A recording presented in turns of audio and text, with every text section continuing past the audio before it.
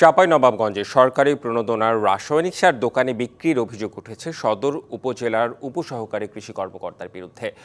ঘটনা জানাজানি হলে সদর উপজেলার মহাডাঙ্গা এলাকার একটি দোকান ও আরেকটি বাড়ি থেকে 2.5 মেট্রিক টন সার জব্দ করা হয়। সদর উপজেলা নির্বাহী কর্মকর্তা জানিয়েছেন, তদন্তে দোষী প্রমাণিত হলে নেওয়া হবে কঠোর ব্যবস্থা।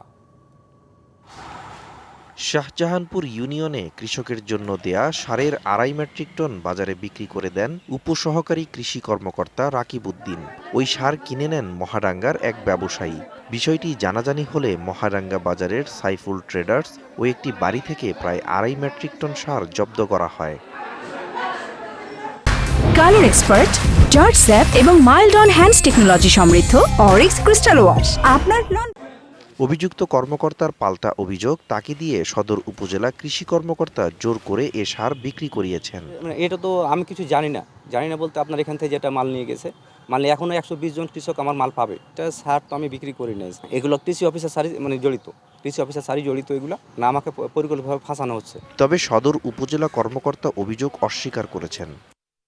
এটা যদি আমার যোগ সাজস থাকে তাহলে তদন্ত কমিটি তদন্ত করবে, আমি দোষী সাব্যস্ত হলে আমাকে যে শাস্তি দেবে সেই শাস্তি আমি মাথা পেতে নেব।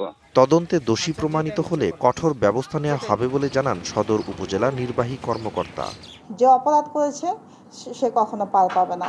আমরা তদন্ত করে তার সুষ্ঠু আমরা ব্যবস্থা নেব এবং যে প্রকৃত দোষী তাকে আমরা বের করে আমরা শাস্তির আওতায় নিয়ে আসব।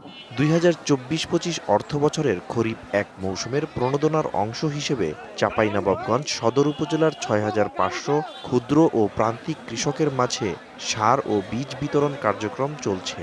তালিকাভুক্ত প্রত্যেক কৃষককে 5 কেজি করে ধান বীজ, 10 কেজি MOP ও 10 কেজি DAP সার দেয়া হচ্ছে।